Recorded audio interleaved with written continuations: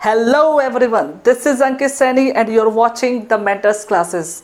तो आज की इस वीडियो में हम लोग बात करने वाले हैं some important definitions regarding the solution of a linear programming problems के बारे में।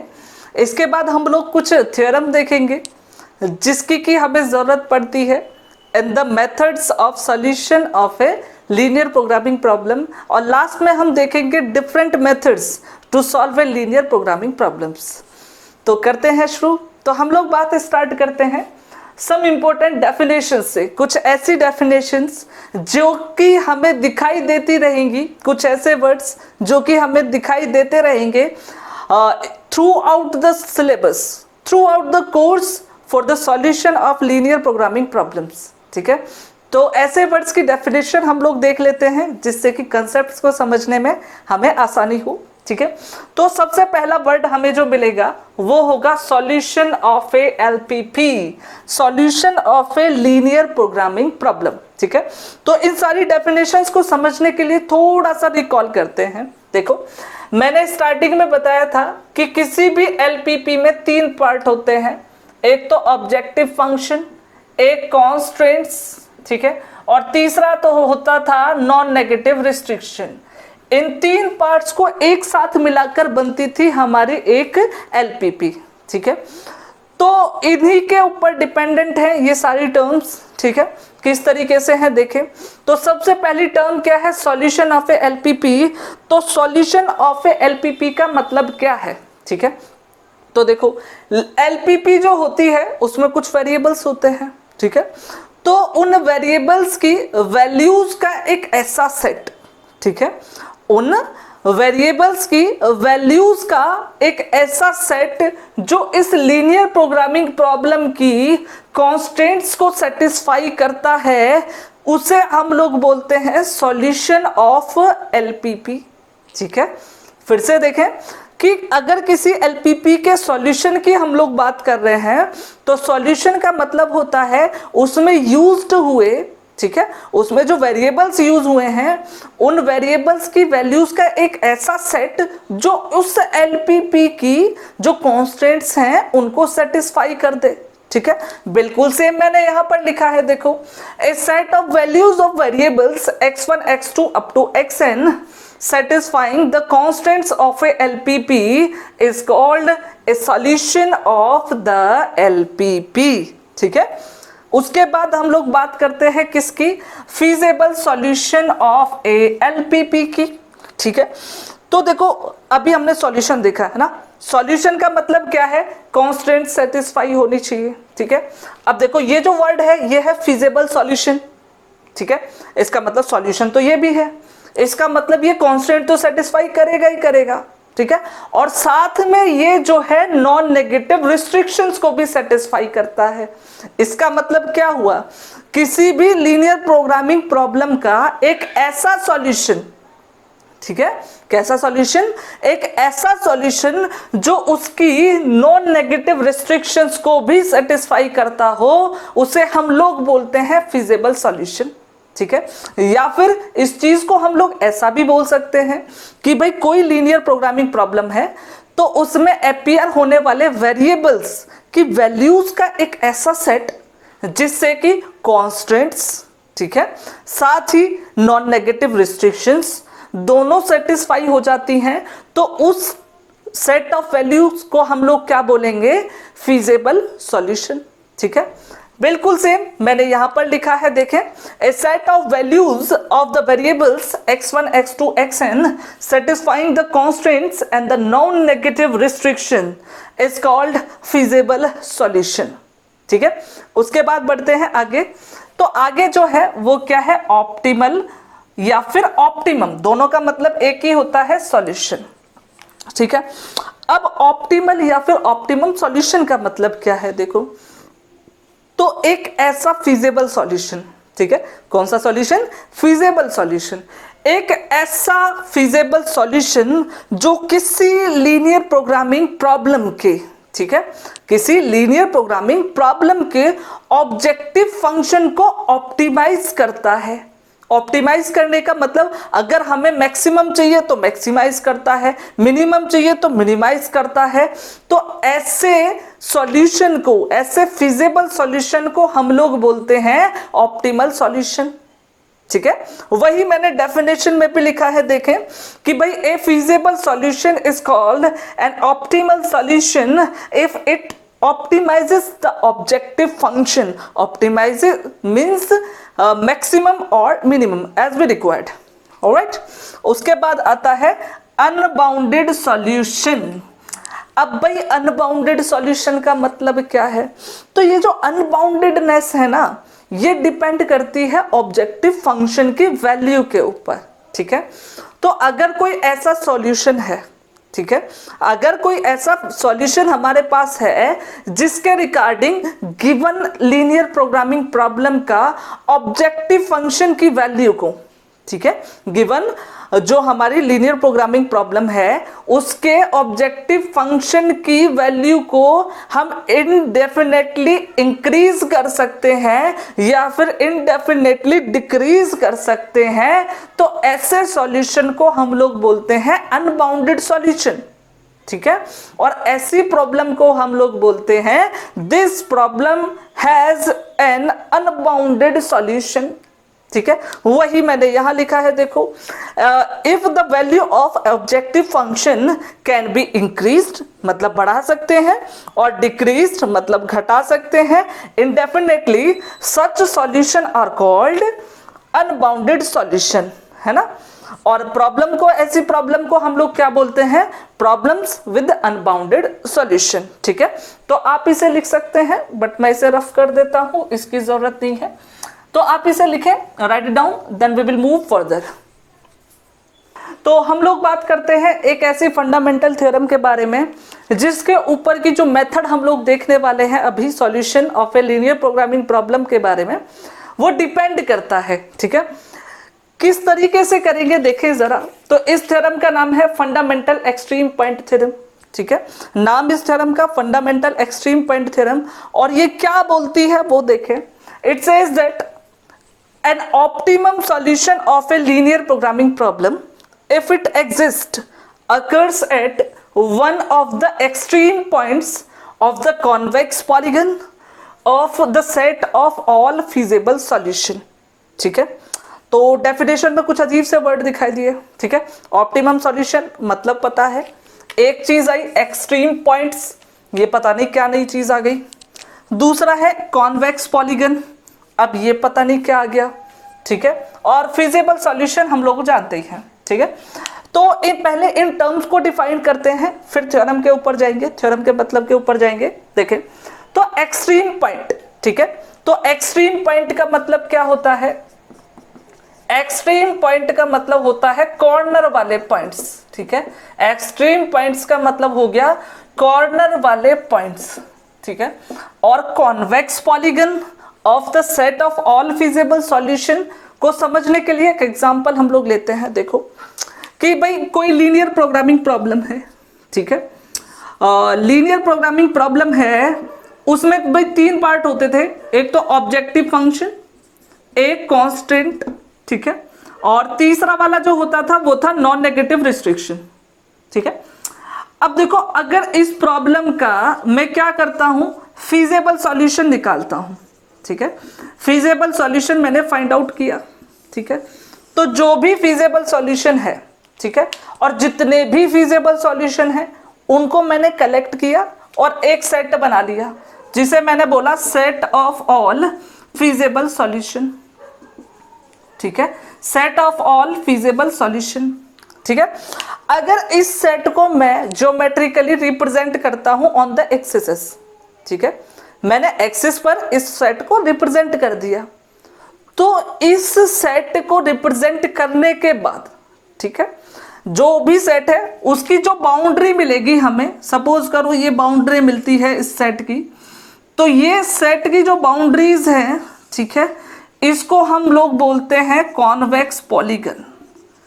कॉन्वेक्स पॉलीगन ऑफ, ठीक है, polygon of set of all feasible solution, जिसकी यहां पर बात कर रहा था। इतना ठीक है क्या बताया मैंने कि अगर किसी लीनियर प्रोग्रामिंग प्रॉब्लम के फिजिबल सॉल्यूशंस जितने भी पॉसिबल हैं उनका एक सेट बनाया जाए और उनको हम एक्सिस पर ग्राफिकली रिप्रेजेंट करते हैं, तो जो हमें फॉर्मेशन मिलेगी सेट की और उसकी जो बाउंड्रीज होंगी उन्हीं से क्या बनता है, कॉन्वेक्स पॉलीगन। ठीक है, अब बात करते हैं इस थ्योरम की। तो ये थ्योरम क्या बोलता है कि अगर कोई भी लीनियर प्रोग्रामिंग प्रॉब्लम है जिसका कि ऑप्टिमल सॉल्यूशन एग्जिस्ट करता है, तो वो ऑप्टिमम सॉल्यूशन जो होगा, ये जो कॉन्वेक्स पॉलीगन है इसके एक्सट्रीम मतलब कॉर्नर वाले पॉइंट जो हैं इनमें से ही किसी एक पर होगा। ठीक है, अब इसका मतलब ये नहीं है कि इन्हीं में से होगा, है ना, हो सकता है इसके बाहर भी किसी पॉइंट पर यहां पर ऑप्टिमल हो, लेकिन इनमें से किसी एक पर तो होगा ही होगा। ठीक है, तो इस थ्योरम से बेनिफिट हमारा ये हुआ, ठीक है, कि जो ऑप्टिमल सॉल्यूशन की हमारी पॉसिबिलिटी थी फिजिबल रीजन में, ठीक है, अगर इस फिजिबल रीजन में मैं इसके ऑप्टिमल सॉल्यूशन की बात करता हूं तो ऑप्टिमल सॉल्यूशन यहां पर कोई भी एक पॉइंट हो सकता था। तो ऑप्टिमल सॉल्यूशन फाइंड आउट करने के लिए हमें उस पॉइंट को लोकेट करना है। ठीक है, अब इस पॉलीगन के अंदर यहां पर इस एरिया में कितने पॉइंट हैं, इन्फिनिटली मैनी पॉइंट हैं।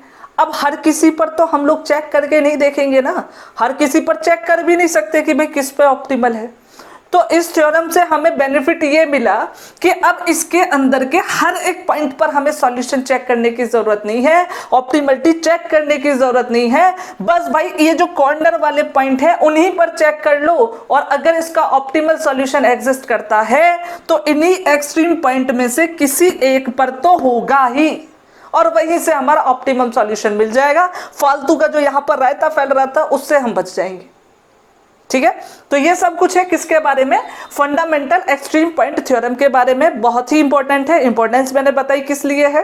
ठीक है, आप इसे लिख से सकते हैं, लिखने के लिए स्क्रीनशॉट ले सकते हैं, फिर उसके बाद आगे बढ़ते हैं। ओके, तो अब हम लोग बात करने वाले हैं about the method of the solution of a linear programming problem. जानेंगे कौन कौन से मेथड होते हैं जिनकी हेल्प से हम लोग किसी भी लीनियर प्रोग्रामिंग प्रॉब्लम को सॉल्व कर सकते हैं। तो मेथड्स की अगर बात करें for the solution of a linear programming problem, तो 3 टाइप के मेथड होते हैं। ठीक है, कौन कौन से मेथड होते हैं देखें। सबसे पहला मेथड होता है ग्राफिकल मेथड। ठीक है, सबसे पहला मेथड हम लोग जो देखेंगे वो क्या होगा, ग्राफिकल मेथड।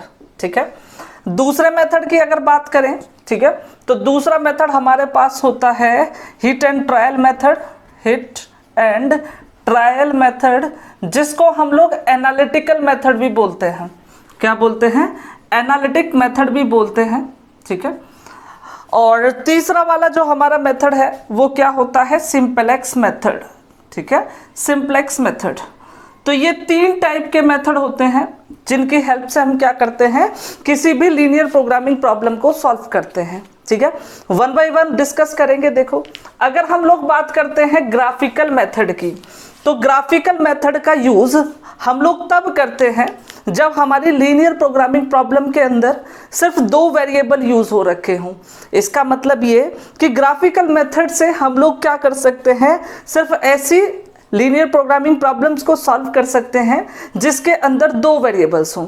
हालांकि इसका यूज हम 3 वेरिएबल्स के लिए भी कर सकते हैं, लेकिन वो बहुत ही कॉम्प्लिकेटेड हो जाता है, इसीलिए हम इसका यूज करते हैं सिर्फ 2 वेरिएबल वाले केस में। ठीक है, तो मैंने क्या बोला, we use graphical method, we use graphical method, graphical method when the LPP, when the LPP, ठीक है, जिस एलपीपी को हम लोग सॉल्व करना चाह रहे हैं, when the LPP has 2 variables. ठीक है, जब किसी भी एलपीपी में 2 वेरिएबल्स होते हैं तो उसका यूज हम लोग किसके लिए, उसको सॉल्व करने के लिए हम लोग किस मेथड का यूज करते हैं, ग्राफिकल मेथड का यूज करते हैं, और इसकी हेल्प से उस प्रॉब्लम को आसानी से सॉल्व कर सकते हैं।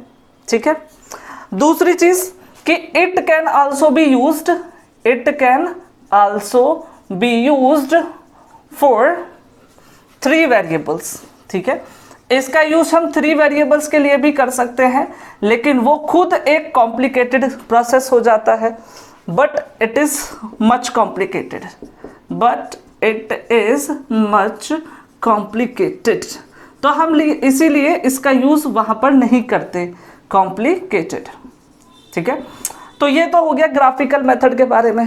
इसका पूरा डिस्कशन हम लोग देखेंगे जब हम लोग ग्राफिकल मेथड पढ़ेंगे। ठीक है, अभी के लिए सिर्फ ब्रीफ इंट्रोडक्शन। दूसरा क्या होता है, हिट एंड ट्रायल मेथड। ठीक है, तो हिट एंड ट्रायल मेथड का हम लोग यूज कब करते हैं? ठीक है, तो जब किसी भी लीनियर प्रोग्रामिंग प्रॉब्लम में 2 से ज्यादा वेरिएबल होते हैं तो उसे सॉल्व करने के लिए हम लोग हिट एंड ट्रायल मेथड का यूज कर सकते हैं। ठीक है, क्या बोला मैंने? when a LPP has more than 2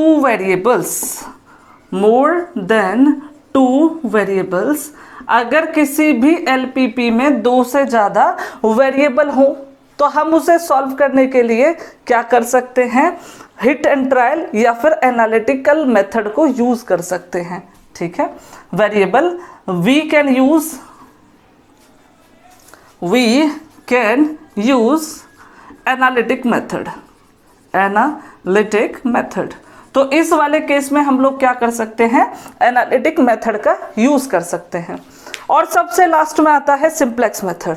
और ये जो मेथड है ना, सिंप्लेक्स मेथड, ये एक ऐसा टूल है जिसकी हेल्प से हम किसी भी तरीके की लीनियर प्रोग्रामिंग प्रॉब्लम को सॉल्व कर सकते हैं। Doesn't matter it contains 2 variables, 3 variables, 100 variables, doesn't matter. कितने भी वेरिएबल हों उस लीनियर प्रोग्रामिंग प्रॉब्लम में मैटर नहीं करता, लेकिन हम उसे सिंप्लेक्स मेथड से तो ज़रूर ही सॉल्व कर सकते हैं। ठीक है, और ये जो सिंप्लेक्स मेथड होता है ये एक अलजेब्राइक मेथड होता है जिसके अंदर कुछ आइट्रेशंस होते हैं, कुछ स्टेप्स होते हैं, जिन स्टेप्स को फॉलो करके हम प्रोग्रेसिवली क्या कर सकते हैं? ऑप्टिमल सॉल्यूशन को अटेन कर सकते हैं। ठीक है, क्या बताया मैंने? Simplex method is an algebraic method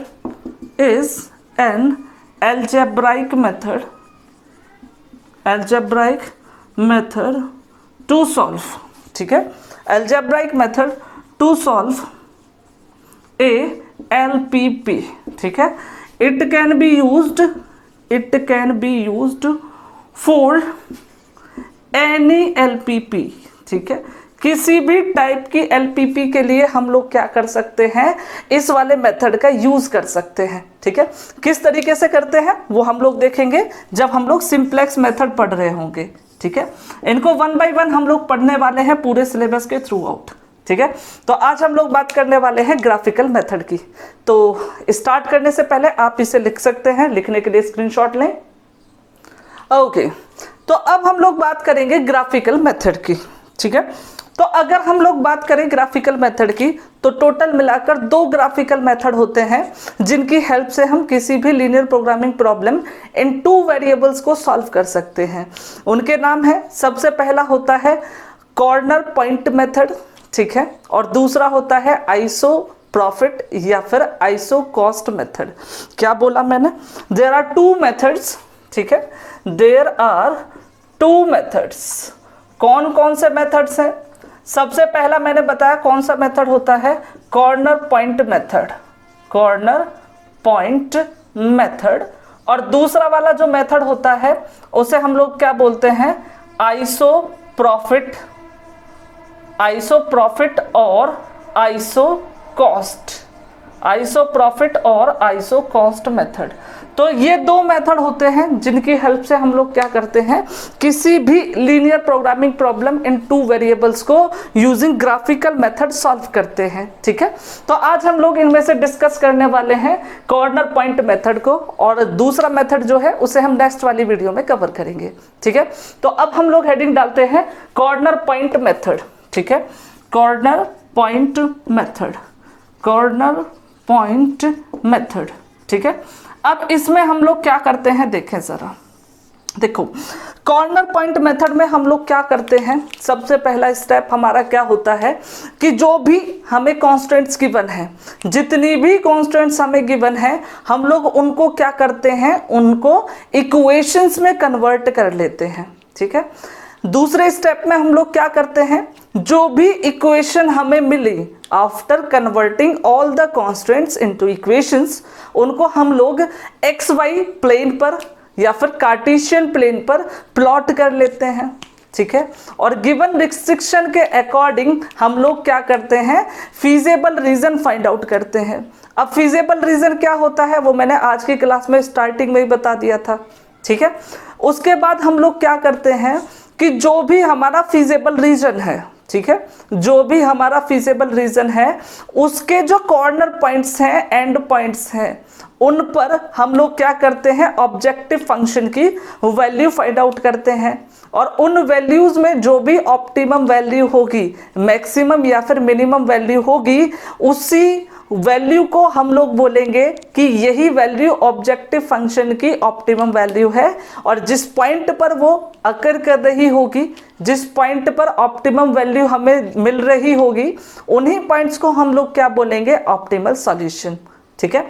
और आप लोग ये जानते ही हैं कि एक्सट्रीम पॉइंट्स पर हमें ऑप्टिमम वैल्यू जरूर मिलेगी अगर किसी भी लीनियर प्रोग्रामिंग प्रॉब्लम का ऑप्टिमल सॉल्यूशन एग्जिस्ट करता है। और ऐसा होता है due to fundamental theorem of extreme points, जो कि हमने आज की ही क्लास में स्टार्टिंग में देखी थी, ठीक है। तो लिख देता हूँ स्टेप्स क्या होते हैं। देखो मैंने बताया पहले स्टेप में हम लोग क्या करते हैं, स्टेप नंबर 01, ठीक है। तो पहले स्टेप में मैंने बताया क्या करते हैं, we convert all the constraints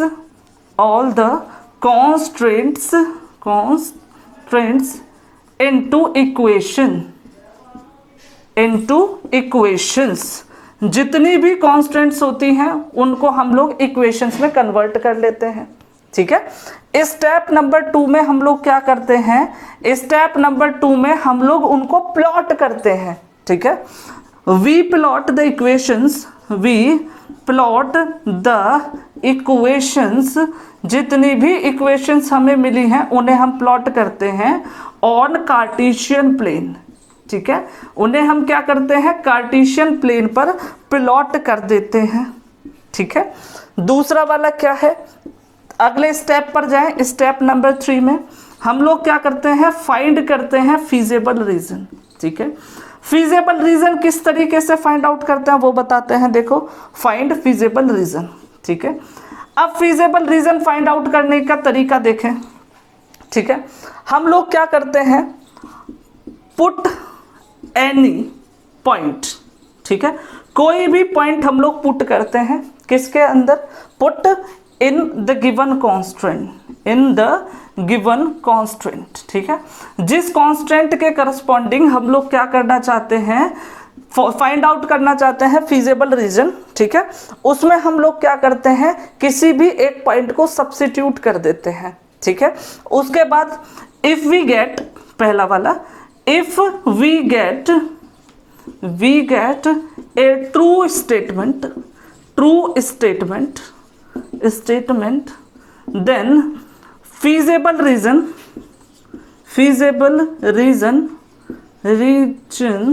will be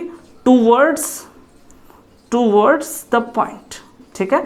इसका मतलब क्या हो गया कि अगर हमें ऐसा करने पर, क्या करने पर, जो पॉइंट हमने लिया है किसी भी आर्बिट्रेरी पॉइंट को किसी गिवन कॉन्स्टेंट में सब्स्टिट्यूट करने के बाद एक ट्रू स्टेटमेंट मिलता है, ठीक है।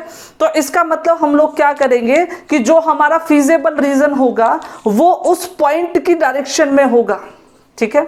और अगर हमें कोई फॉल्स स्टेटमेंट मिलता है, इसका मतलब जो पॉइंट हमने लिया है, जो पॉइंट हमने उस गिवन कांस्टेंट में सब्स्टिट्यूट किया है, उसकी अपोजिट डायरेक्शन में हमारा फीजेबल सॉल्यूशन होगा। कैसे होता है ये सब कुछ मैं एक एग्जांपल के थ्रू बताऊंगा, बट अभी के लिए लिख लेते हैं। दूसरी चीज क्या है कि if we get a false statement then the feasible region will be in opposite direction of opposite direction of what, the point. ठीक है, जो भी पॉइंट है उसकी अपोजिट डायरेक्शन में क्या होगा, हमारा फीजिबल रीजन होगा। ठीक है, इसके बाद हम लोग जाते हैं स्टेप नंबर 3 हो गया, फिर जाते हैं स्टेप नंबर 4 पर। ठीक है, स्टेप नंबर 4 में हम लोग क्या करते हैं, we calculate the value of objective function, we calculate the value of objective function at the extreme point. ठीक है, at the extreme point of what, feasible region. जो भी हमारा फीजिबल रीजन मिला है उसके जो एक्सट्रीम पॉइंट है उन पर हम लोग क्या करते हैं, इस फंक्शन की, ऑब्जेक्टिव फंक्शन की वैल्यूज को कैलकुलेट करते हैं और वहीं से हमें ऑप्टिमम वैल्यूज मिलती हैं, टू गेट ऑप्टिमम वैल्यूज। ठीक है, तो ऐसा सब कुछ करते हैं हम किस में, हम लोग करते हैं ये सब कुछ in the method, graphical method. कौन सा मेथड, कॉर्नर पॉइंट मेथड। और अब आप लोगों को पता भी चल गया होगा इसका नाम कॉर्नर पॉइंट मेथड क्यों है, क्योंकि इसमें हम लोग क्या करते हैं, कॉर्नर वाले पॉइंट जो होते हैं यहाँ पर एक्सट्रीम पॉइंट ना, ये जो एक्सट्रीम पॉइंट है इन्हीं को हम लोग बोलते हैं कॉर्नर वाले पॉइंट। तो जो एक्सट्रीम पॉइंट है या फिर कॉर्नर वाले पॉइंट है उन पर हम लोग क्या करते हैं, ऑब्जेक्टिव फंक्शन की वैल्यू को कैलकुलेट करते हैं। और इसी वजह से इस वाले मेथड का नाम क्या है, एक्सट्रीम पॉइंट मेथड, या फिर इसको कॉर्नर पॉइंट मेथड बोलते हैं जनरली। ठीक है, देखते हैं एक एग्जांपल के थ्रू क्या होता है मतलब, but before that write it down, take a screenshot. Okay, तो बढ़ते हैं फिर एग्जांपल नंबर 1 की तरफ। क्या है, solve graphically maximise z equal to x1 plus x2 subject to these 3 conditions and x1, x2 greater than और इक्वल टू 0। तो इस प्रॉब्लम को हमें सॉल्व करना है यूजिंग ग्राफिकली मेथड। तो हम लोग क्या करेंगे, जो मेथड अभी हम लोगों ने देखा कॉर्नर पॉइंट मेथड, उससे हम लोग इसे सॉल्व करने वाले हैं। तो बढ़ते हैं पहले स्टेप की तरफ। देखो, स्टेप नंबर 1 में हम लोग क्या करते थे कि जितनी भी कॉन्स्टेंट्स हैं उनको इक्वेशन में बदल देते थे। ठीक है, किस तरीके से, देखो भाई, ये जो होती थी रिस्ट्रिक्शंस उन्हीं को हम लोग क्या बोलते थे, कॉन्स्टेंट्स, और इस वाले को हम लोग बोलते थे ऑब्जेक्टिव फंक्शन, इनको बोलते थे कॉन्स्टेंट्स। और ये जो होती थी ये होती थी नॉन नेगेटिव रिस्ट्रिक्शंस। ठीक है, ये सारी चीजें थी, है ना। अब देखो स्टेप नंबर 1 में इन कॉन्स्टेंट्स को ही तो इक्वेशन बनाना है, तो हम लोग देखो बनाते हैं कांस्टेंट इक्वेशंस को। ठीक है, तो पहले स्टेप में देखो हम लोग कांस्टेंट लिख देते हैं। देखो यहाँ पर हम लोग कांस्टेंट लिख देते हैं और उसकी इक्वेशन को हम लोग यहाँ पर लिख देंगे। देखो कांस्टेंट यहाँ पर लिखी, ठीक है, इक्वेशन को हम लोग यहाँ पर लिख देंगे। ठीक है, तो पहली कांस्टेंट देखें क्या है, x1 plus x2 less than और इक्वल टू 2000।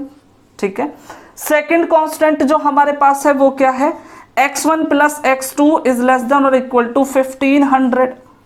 ठीक है, और तीसरी जो कांस्टेंट है वो क्या है, x2 is less than 600, x2 is less than और इक्वल टू 600। ठीक है, तो अब इनको अगर हम लोग इक्वेशन में कन्वर्ट करते हैं, ठीक है, जो भी कांस्टेंट हमारे पास गिवन है अगर हम उनको इक्वेशन में कन्वर्ट करते हैं तो इन्हें कन्वर्ट करने का बहुत ही आसान सा तरीका है। क्या तरीका है, देखें कि जो भी यहाँ पर less than equal to, greater than equal to, less than या फिर ग्रेटर देन जो भी साइन है उसे भूल जाओ, उसके जगह पर सिर्फ इक्वल टू सिंपली रिप्लेस कर दो तो हमें इक्वेशन मिल जाएगी। ठीक है, किस तरीके से देखो दिखाते हैं अभी। यहां पर देखो इसके करस्पॉन्डिंग इक्वेशन हमें मिलेगी x1 plus x2 equal to 2000। ठीक है, फिर हमें इसके करस्पॉन्डिंग मिलेगी x1 plus x2 equal to कितना हो जाएगा 1500। ठीक है, इसके बाद इसके लिए देखोगे तो हमें मिलेगा x2 इक्वल टू 600। ठीक है, तो इस तरीके से हमें क्या मिल गई, इक्वेशंस मिल गई। ठीक है, इसके बाद हम लोग इन्हें प्लॉट करते हैं। ठीक है, प्लॉट करने के लिए हमें पॉइंट ऑफ इंटरसेक्शन चाहिए होते हैं, पॉइंट ऑफ इंटरसेक्शन। ठीक है, विद एक्सेस।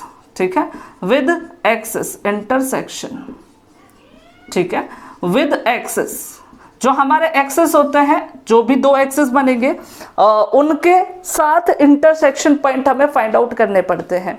किस तरीके से करते हैं देखो, अगर मैं पहली वाली लाइन की बात करूं x1 plus x2 equal to कितना है 2000 है, ठीक है 2000 है।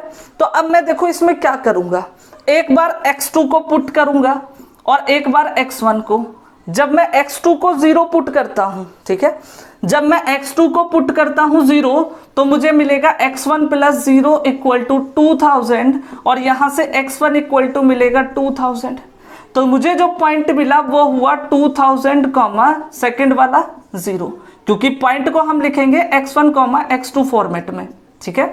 तो x1 की वैल्यू पहले 2000, x2 की वैल्यू बाद में 0, ठीक है। तो जो बच्चों हमें पॉइंट मिलेगा ना, वो पॉइंट हमें क्या मिलेगा 2000 कॉमा 0, ठीक है। पहला पॉइंट तो ये हो गया। और बच्चों दूसरा पॉइंट जो हम लोग निकालेंगे, उस पॉइंट को कैलकुलेट करने के लिए इस बार x2 के जगह अब हम लोग x1 को 0 सब्स्टिट्यूट कर देंगे। देखो कैसे, जब मैं x1 को 0 सब्स्टिट्यूट करूंगा तो मुझे क्या मिलेगा बच्चों, देखो ये तो हो जाएगा 0, यहां बचेगा x2 और इक्वल टू कितना हो जाएगा 2000, ठीक है। यहां से x2 की वैल्यू आएगी बच्चों 2000, है ना। तो हमारा जो पॉइंट होता था, पॉइंट को हम क्या लिखते थे x1 कॉमा x2। तो x1 बच्चों कितना आया 0 और x2 आया हमारा 2000, ठीक है। जो भी हमें वैल्यू मिलेगी ना, उस वैल्यू को यहाँ लिख लेंगे पॉइंट की। तो 0 कॉमा 2000 ये हमारा हो गया पॉइंट, ठीक है। तो ये हो गया इस वाली लाइन के लिए, ठीक है। दूसरे वाले पर जाते हैं, देखो ये है x1 plus x2 equal to 500, ठीक है। क्या है x1 plus x2 equal to 1500, sorry, ठीक है। एक बार x2 को 0 पुट करो, तो अगर x2 इक्वल टू 0 लोगे बच्चों तो x1 प्लस 0 इक्वल टू 1500 हो जाएगा। तो x1 इक्वल टू बेटा 1500 बचेगा, ठीक है। पॉइंट होता है x1 कॉमा x2, मतलब 1500 कॉमा x2 की वैल्यू 0 है, तो ये हो जाएगा 1500 कॉमा 0, ठीक है। अगर हम लोग इसकी बात करेंगे, ठीक है, अगर इसकी बात करते हैं, इस जैसे पॉइंट की बात करते हैं, तो हमें x1 इक्वल टू 0 रखना पड़ेगा। अगर x1 इक्वल टू 0 रखोगे तो बेटा डायरेक्ट लिख देता हूं x2 इक्वल टू भी 1500 आएगा, तो पॉइंट हो जाएगा 0 कॉमा 1500। अब तो आप लोग कर ही सकते हो कैसे करना है, ठीक है। अगर इसकी बात करें तो देखो इसमें x1 तो है ही नहीं, तो x1 तो हो जाएगा 0 और x2 हमारा कितना आएगा बेटा 600, ठीक है। तो ये हो गया पॉइंट ऑफ इंटरसेक्शन, ठीक है। इसके बाद हम लोग क्या करते थे, फीजेबल रीजन फाइंड आउट करते थे एक तो, और उसके बाद हम लोग क्या करते थे, इसको प्लॉट कर देते थे, ठीक है। तो करते हैं, देखो पहले प्लॉट करने की तैयारी कर लेते हैं, उसके बाद फीजिबल रीजन भी देख लेंगे, ठीक है। तो प्लॉट करने के लिए क्या करेंगे, देखो हमारे पास दो एक्सिस हैं, क्योंकि दो वेरिएबल हैं x1 एंड x2, तो एक्सिस भी हमारे दो होंगे x1 एंड x2, दोनों को हम लोग प्लॉट कर लेते हैं। देखो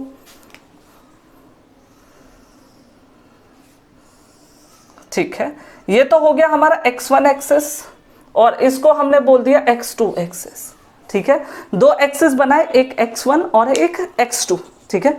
इसके ऊपर मार्किंग कर देते हैं। देखो हमें 2000 तक मैक्सिमम जाना है दोनों ही एक्सिस पर, तो मेरे ख्याल से हम लोगों को लेना चाहिए 200 नहीं 400 का गैप लेकर चलते हैं, दैट विल बी बेटर। देखो पहला वाला 400, ठीक है, उसके बाद वाला 800, ठीक है, फिर हो जाएगा 1200, फिर हो जाएगा 1600, ठीक है, फिर हो जाएगा 2000 मतलब 2000, ठीक है। इतना ही है 2000 तक।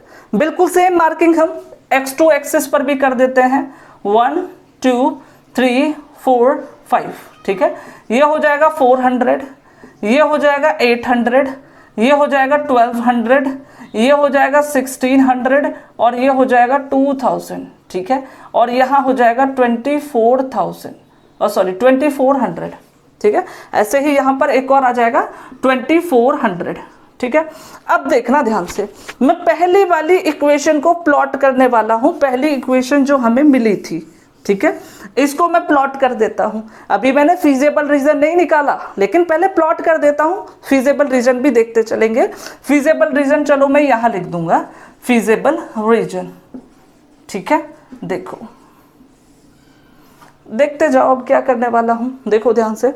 अब मैं क्या करता हूं, देखो भाई कि पहला पॉइंट है 2000, तो ऑब्वियस सी बात है यहां पर होगा x1 एक्सिस पर, ये हो गया 2000, ठीक है, इसको मैंने मार्क कर लिया।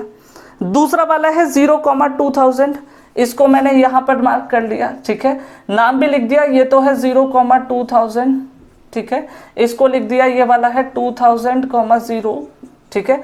इनको मिलाने वाली एक लाइन, स्ट्रेट लाइन मैंने ड्रॉ कर दी, ठीक है। स्ट्रेट थोड़ी सी मार्कर की वजह से हो जाती है, लेकिन आप लोग ध्यान रखना बिल्कुल स्ट्रेट होनी चाहिए, ठीक है। अब इस वाली लाइन पे थोड़ा सा ध्यान रखना, देखो जो इक्वेशन मैंने प्लॉट की है, ठीक है, उस इक्वेशन की कांस्टेंट में अगर इक्वल टू भी है, जैसे यहां पर है लेस देन और इक्वल टू, तो हम इसे बनाते हैं डार्क, जैसे मैंने बनाया, ठीक है। अगर इसमें इक्वल टू नहीं है, सपोज करो सिर्फ लेस देन होता, तो हम इसको बनाते एक डॉटेड लाइन, ठीक है, डॉटेड लाइन बनाते, इतना ध्यान रखना है। अब देखो इतना करने के बाद हम लोग फीजेबल रीजन निकालते हैं।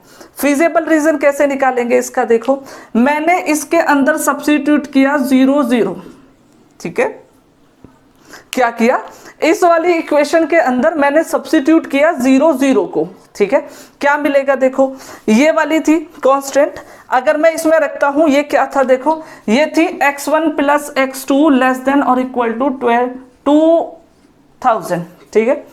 अब इसमें मैंने पॉइंट सब्स्टिट्यूट किया 0 0, तो x1 भी 0, x2 भी 0, और 0 + 0 लेस देन और इक्वल टू 2000, तो ये हो जाएगा 0 इज लेस देन और इक्वल टू 2000। हमें सिर्फ ये देखना है कि ये जो कंडीशन हमें मिली है ना, वो एक ट्रू स्टेटमेंट है और फॉल्स स्टेटमेंट है। तो ऑब्वियसली ये तो एक ट्रू स्टेटमेंट है, क्योंकि 0 जो है 2000 से छोटा ही होता है। तो मैंने क्या बताया था कि अगर हमें ट्रू स्टेटमेंट मिलता है तो टूवर्ड्स पॉइंट होगा हमारा फीजेबल रीजन, और अगर हमें फॉल्स स्टेटमेंट मिलता है तो हमारा होगा in opposite direction of the point, ठीक है। तो अब यहां तो ट्रू स्टेटमेंट मिला तो टूवर्ड्स द पॉइंट, और पॉइंट हमारा क्या है, ओरिजिन है, तो हम यहां पर लिखेंगे towards origin. Towards origin means 0 0, तो 0 0 तो इस तरफ है, तो इस तरफ का एरिया हम लोगों को लेना है, ठीक है, ये मैंने मार्किंग कर दी, ठीक है, जिससे हमें याद रहे किस तरफ का एरिया हम लोगों को लेना है, ठीक है। उसके बाद जाते हैं, देखो बेटा दूसरी इक्वेशन पर। दूसरी इक्वेशन में 1500 और 1500 ही है दोनों पॉइंट, तो देखो 1500 होगा इसके यहाँ पर कहीं, ठीक है, और यहाँ पर आएगा इस तरफ कहीं, ठीक है। तो मैंने इन दोनों को भी मिला दिया, है ना, और एक लाइन ड्रॉ कर दी इस तरीके से और इस तरीके से, ठीक है। अब देखो इसका फीजेबल रीजन देखना है, तो इसकी कांस्टेंट देखी मैंने क्या थी, x1 + x2 लेस देन और इक्वल टू 1500, ठीक है। इसके अंदर भी मैंने क्या किया, वही पॉइंट ओरिजिन 0,0 को सब्स्टिट्यूट कर दिया, तो देखो बेटा क्या मिलेगा, 0 + 0 लेस देन और इक्वल टू 1500, मतलब 0 लेस देन और इक्वल टू 1500 मिल जाएगा बच्चों। तो जो कि क्या है, एक ट्रू स्टेटमेंट है, क्योंकि 0 जो होता है 1500 से क्या होता है, छोटा होता है। इसका मतलब क्या हुआ, इस वाले केस में भी हमारा जो फीजेबल रीजन है वो क्या होना चाहिए, टूवर्ड्स ओरिजिन ही होना चाहिए, ठीक है। तो बेटा हम मैं टूवर्ड्स ओरिजिन लिख देता हूं, यहां पर भी टूवर्ड्स ओरिजिन, ठीक है, ओरिजिन मतलब 0 0, तो इसमें भी ओरिजिन नीचे की तरफ है, तो नीचे वाला एरिया आ गया, ठीक है। उसके बाद देखो, उसके बाद है यहां पर देखो 600, ठीक है, x2 = 600, तो x2 पर होना चाहिए 600, तो 600 देखो कहां पर आएगा, यहां पर कहीं आएगा, ठीक है। तो 600 x2 पर है, तो इस तरीके से एक लाइन आएगी, ठीक है। तो ये वाली लाइन की इक्वेशन चाहो तो लिख सकते हो, मैं इसको लिख देता हूं यहां पर, देखो इसके करस्पॉन्डिंग जो लाइन मिलेगी उसे मैंने बोल दिया L1, इसके करस्पॉन्डिंग इसके करस्पॉन्डिंग L1, इसके करस्पॉन्डिंग L2, इसके करस्पॉन्डिंग L3, ठीक है। तो ये हमारा क्या है, L1, ये L2 और ये हो गया L3, ठीक है। तो ये हो गया 600 पर, है ना। तो अब हमें क्या करना है, इसका फिजिबल रीजन देखना है। देखो हमें यहाँ पर पता है हमें 600 से क्या चाहिए, x2 छोटा चाहिए। तो x2 देखो ऊपर की तरफ जा रहे हैं तो इंक्रीज हो रहा है, मतलब बढ़ रहा है ऊपर की तरफ। हमें 600 से छोटा चाहिए, मतलब नीचे की तरफ आना पड़ेगा। तो ये हो गया, ठीक है। अब इतना करने के बाद अगर हम इसका फिजिबल रीजन फाइंड आउट करना चाहें पूरी प्रॉब्लम का, तो किस तरीके से करेंगे वो देखें। भाई फिजिबल रीजन फाइंड आउट करने का आसान सा तरीका ये है कि जो भी कंडीशंस हैं उनके अकॉर्डिंग जो कॉमन एरिया है उसको हम लोग सेलेक्ट करेंगे। किसको सेलेक्ट करेंगे, कॉमन एरिया को सेलेक्ट करेंगे। देखो अगर इस प्रॉब्लम की बात करता हूं तो कॉमन एरिया देखना जरा। हमें कॉमन एरिया का मतलब क्या है, एक ऐसा एरिया चाहिए जो इसके नीचे की तरफ आता हो, इस वाली लाइन के भी नीचे की तरफ आता हो, और इस वाली लाइन के भी नीचे की तरफ आता हो, तीनों के नीचे की तरफ आता हो, इसका मतलब ये वाला, ठीक है। तो कॉमन एरिया हमारा बचेगा ये वाला। अगर आप इसे चेक करके देखोगे तो ये तीनों के ही नीचे आएगा, ठीक है। तो अगर मैं बात करूं तो इस वाले पॉइंट की, ठीक है, ये वाले 4 पॉइंट में डिनोट कर देता हूं। तो जो फिजिबल रीजन हमें मिला है ना, ये वाला जिसको मैंने लाइनिंग किया है, तो यही हमारा क्या है, फिजिबल रीजन, ठीक है। और हम क्या करते थे, फिजिबल रीजन निकालने के बाद इसके जो कॉर्नर पॉइंट होते थे, जो एक्सट्रीम पॉइंट होते थे बेटा, उन्हीं पर हम लोग क्या करते थे, ऑब्जेक्टिव फंक्शन की वैल्यू निकालते थे। तो अब देख लेते हैं ये वाला पॉइंट। देखो ये वाला पॉइंट कितना था, याद हो तो 1500,0 था, और इस वाले पॉइंट की बात करें तो ये 0,600 होगा। और तीसरा वाला पॉइंट बेटा 0,0 है, वो हमें पता ही है ना। अब बचते हैं इस वाले पॉइंट की बात पर। ये वाला पॉइंट कितना होगा, ये हमें कैलकुलेट करना पड़ेगा, ठीक है। इसको मैं बोल देता हूं, ये पॉइंट हमारा क्या है, ए है। तो अब हमें क्या करना है, इस ए को कैलकुलेट करना है, ठीक है। यहां पर हम लोग लिख देते हैं 4a, ठीक है। ए को किस तरीके से कैलकुलेट करेंगे, देखो बच्चों यहां पर ए पर देखो 2 लाइन इंटरसेक्ट कर रही है, एक तो L2 और एक L3। तो यहां पर लिख देते हैं L2 एंड L3। तो देखो L2 के करस्पॉन्डिंग है ये वाला x1 plus x2 equal to 1500, ठीक है। और L3 के अकॉर्डिंग है x2 इक्वल टू 600, ठीक है। तो x2 की वैल्यू 600 हम लोग यहां पर सब्स्टिट्यूट कर देंगे, ठीक है। देखो बेटा क्या मिलेगा, जैसे ही यहां पर लिखोगे तो x1 प्लस 600 इक्वल टू 1500 मिल जाएगा, और x1 इक्वल टू हो जाएगा 900। तो जो पॉइंट हमारा मिलेगा वो बेटा मिलेगा 900,600, ठीक है। तो ये हमारा हो गया 900,600, 900,600। तो हमें मिल गए सारे कॉर्नर वाले पॉइंट्स, ठीक है। इसके बाद हम लोग क्या करेंगे, ऑब्जेक्टिव फंक्शन की इन पॉइंट्स पर वैल्यू फाइंड आउट करेंगे। किस तरीके से करेंगे देखेंगे, बट बिफोर दैट आप इसे लिख सकते हैं। लिखने के लिए आपको सिर्फ क्या करना है, एक स्क्रीनशॉट लेना है, ठीक है। 5 तक गिनता हूं, 1 2 3 4 5। आई थिंक ले लिया होगा स्क्रीनशॉट। चलो तो बेटा आगे बढ़ते हैं। अब देखो इसकी हमें कोई ज़रूरत नहीं है, तो हम इसको हटा देते हैं, ठीक है। अब देखो ध्यान से हम लोग क्या करेंगे, देखना जरा। ओके, तो हम लोग क्या करते हैं, देखो भाई कि भाई ये जो मेथड था इसमें हम लोगों को क्या करना होता था, कॉर्नर पॉइंट्स, ठीक है। कॉर्नर पॉइंट्स पर हमें z की वैल्यू चाहिए, ठीक है। z की वैल्यू चाहिए, जो कि z क्या था हमारा x1 प्लस x2, ठीक है। देखते हैं किस तरीके से। जो कॉर्नर पॉइंट है, 4 पॉइंट है, एक तो 0 0 है, उसको यहां पर लिख दिया 0 0, ठीक है। दूसरा वाला पॉइंट है कॉर्नर वाला ये 1500,0, यहां पर लिख दिया 1500,0, ठीक है। तीसरा वाला पॉइंट है ये वाला 900,600, ठीक है, इसको मैंने लिख दिया 900,600, ठीक है। इसके बाद आगे बढ़े, अगला वाला है 0,600, ठीक है, इसको भी लिख दिया 0,600, है ना। तो अब देखो हम लोग इस पर वैल्यू निकालते हैं z की। देखो यहाँ पर z जो होगा 0 प्लस 0 मतलब कि हो जाएगा 0। यहाँ पर जो z होगा वो हो जाएगा 1500 प्लस 0 मतलब कि 1500। यहाँ पर निकालोगे तो z इक्वल टू हो जाएगा 900 प्लस 600 मतलब कि 1500, ठीक है। यहाँ पर निकालोगे तो z इक्वल टू 0 प्लस 600 मतलब कि ये हो जाएगा 600। तो अगर हम लोग यहाँ पर मैक्सिमम वैल्यू अपनी देखने लगे तो मैक्सिमम वैल्यू एक तो यहाँ पर है और एक यहाँ पर है, तो ये हो गया हमारा मैक्सिमम z, ठीक है। तो हमारा सॉल्यूशन क्या होगा वो हम लोग लिख देते हैं। देखो अभी तक की इंफॉर्मेशन के अकॉर्डिंग हम लोग क्या लिखेंगे कि हमारा जो मैक्सिमम z है वो कितना होगा। देखो भाई इसको मैं इरेज कर देता हूँ अभी, क्योंकि हम लोग पहले लिख चुके हैं, ठीक है। तो अभी तक हम लोग क्या लिखने वाले हैं, देखो अभी तक की इंफॉर्मेशन के अकॉर्डिंग कि हमारा जो मैक्सिमाइज z है, मैक्सिमाइज z कितना होना चाहिए बेटा, वो होना चाहिए 1500, ठीक है। एट किस पर, एट 15,0, ठीक है। एंड दूसरा वाला कितना आया 900,600, ठीक है।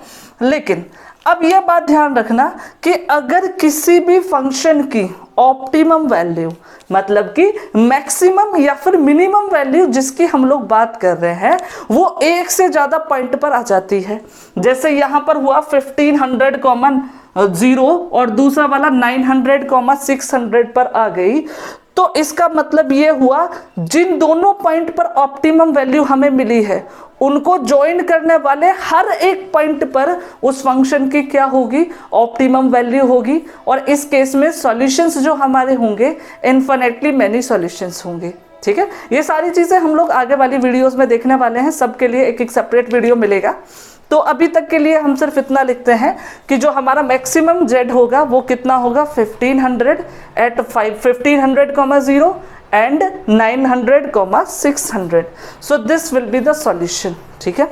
तो इस तरीके से हम लोग क्या करते हैं, ग्राफिकल मेथड से किसी भी प्रॉब्लम को सॉल्व करते हैं, ठीक है। तो अगली वीडियो में हम लोग बात करने वाले हैं आइसो कॉस्ट या फिर आइसो प्रॉफिट मेथड के बारे में। तब तक के लिए धन्यवाद, मिलते हैं नेक्स्ट वीडियो में।